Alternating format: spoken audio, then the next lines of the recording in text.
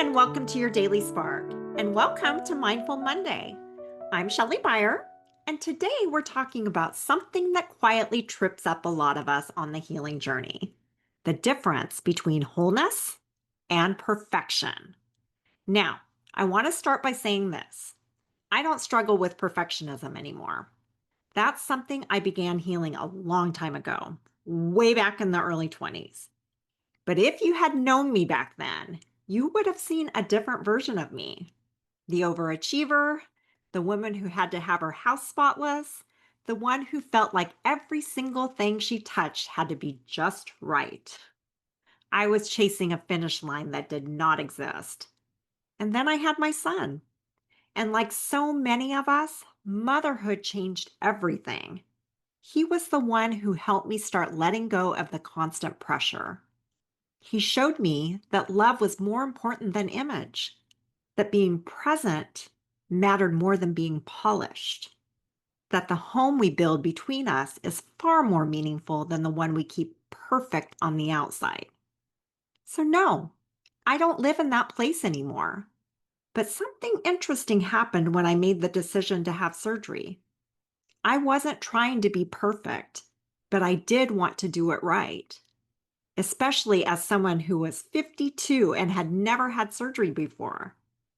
I knew this was a big moment, and I also knew my healing wouldn't be just about rest and bandages.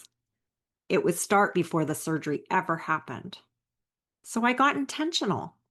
I focused hard on healing my metabolism. I started eating in a way that reduced inflammation, and I got off the standard American diet, the one I thought was okay for so many years, but actually caused all kinds of low-level damage, not just to my health, but to my hormones, my skin, my energy, my recovery potential. I didn't do it because I was chasing perfection. I did it because I was claiming responsibility, because I wanted the best outcome possible. And I knew that what I did before the surgery would shape how things went after. And that's what I want to say today. Doing things right doesn't have to mean doing things perfectly. Being intentional is not the same as being rigid. Wholeness doesn't ask you to do everything flawlessly. It asks you to show up honestly. For me, this journey wasn't about earning my healing.